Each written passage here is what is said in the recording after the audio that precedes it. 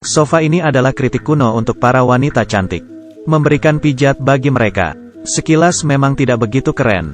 Tapi jika pria duduk, habislah mereka. Sabit akan turun dan membunuh mereka. Setelahnya tubuh itu akan dibereskan. Ternyata di dalam sofa ini, tersegel sebuah jiwa. Seorang pria yang ingin bersama pacarnya untuk selamanya. Ia sangat mesum hingga meminta tolong dukun untuk melakukannya.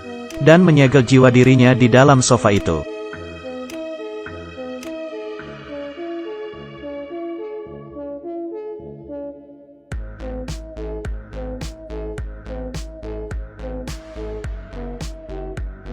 Tapi gadis memiliki pacar baru. Pacar baru gadis itu sangat pemilih. Ia berkata akan membeli sofa baru. Malamnya sofa itu mengincar kamar mandi. Gadis yang sedang mandi, selalu merasa ada yang memperhatikannya. Tapi tidak menyangka ruangan ini ada orang lain. Selesai mandi Ana menyetel lagu untuk bersantai. Ana tidak menyangka sofa murah ini ada fungsi pijatnya. Ana tidur dengan nyaman di sofa.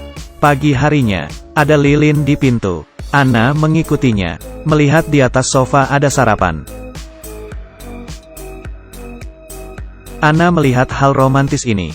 Tapi Tom malah memakan sarapan itu. Niat membunuh muncul dari sofa itu. Menyerang ketika Tom lengah. Tom merasa kakinya sakit. Tapi ia terjepit dan tidak bisa bergerak. Sial. Ia menelepon Ana untuk minta tolong. Tapi melihat hal itu membuat Ana ketakutan. Pacarnya sekarat di bak mandi. Polisi melihat TKP mencurigakan. Tapi tidak percaya kalau sofa itu bisa membunuh. Ia merasa Tom memiliki masalah di otaknya. Kasus ini tidak masalah. Tapi malam harinya ada masalah lagi. Keluarga Tom menginap. Tapi ada ketukan dari luar jendela. Ia membukanya. Sofa itu menatap dirinya. Tom ketakutan dan jongkok. Kali ini sofa itu memanjat jendela. Ia gagal lari dari sofa. Dan mati. Kali ini Ana mendengar suara dari luar. Ia memegang senter dan melongo. Melihat sofa yang sangat aneh. Dapat bergerak sendiri. Ana mengambil senter dan melihat. Sofa itu berbalik dan menatap dirinya. Ana berteriak ketakutan. Ia sangat takut dan tidak tenang.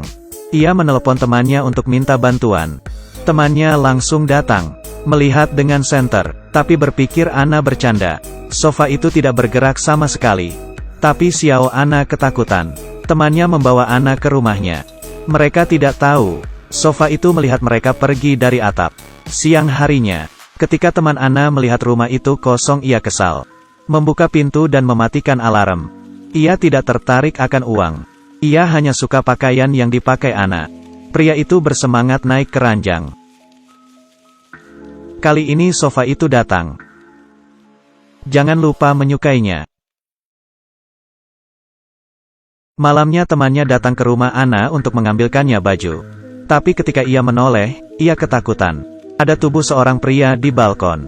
Sofa itu bergerak sendiri. Temannya menutup jendela dan melihat. Apa yang dikatakan Ana benar.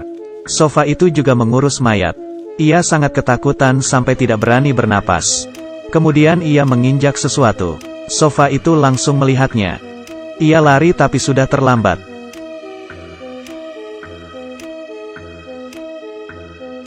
Pintu terkunci. Ia hanya bisa sembunyi di toilet. Melihat jendela toilet, ia terpikir suatu ide. Sofa itu melihat dirinya lompat melalui jendela. Dan tutup tong sampah perlahan menutup. Tidak ada yang tahu apakah temannya selamat atau tidak. Kali ini Ana mendengar suara. Mendengar perlahan. Suara itu datang dari wastafel. Tiba-tiba seorang pria membangunkannya. Untungnya polisi. Temannya sudah hilang sangat lama. Ana kembali ke rumah dan melihat-lihat. Sofa itu melihat mereka seperti manusia. Polisi datang untuk investigasi. Ada kunci yang jatuh di lantai. Itu saja. Tidak ada yang tahu di mana teman Ana.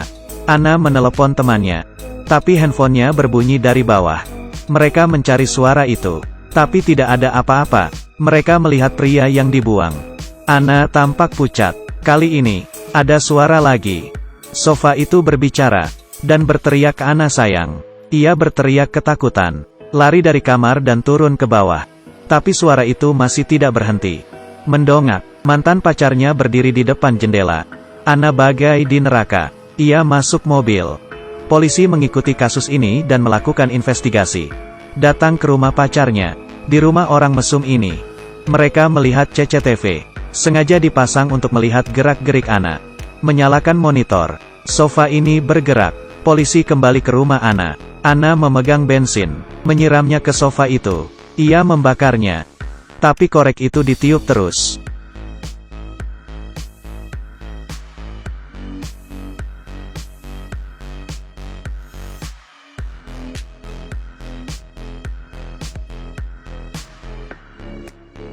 Ana kesal dengan sofa itu. Kali ini, sofa berubah menjadi bentuk manusia. Perlahan mendekati Xiaomei. Sangat kritis. Polisi sampai dan menembak. Sofa itu jatuh, tapi belum selesai. Sofa ini rusak, dan orang di dalamnya bebas dari kutukan. Roh jahat yang disegel keluar. Ana dirasuki seorang wanita. Temannya keluar dari tong sampah. Di depan kaca, Ana yang kerasukan tersenyum aneh. Menjadi seksi. Segelas teh, polisi kesulitan bernapas. Jatuh ke lantai. Ada special effect. Ia juga dirasuki pria. Mereka berdua selamat dari kematian. Mulai hidup baru. Sofa itu muncul di belakang temannya. Tapi kali ini,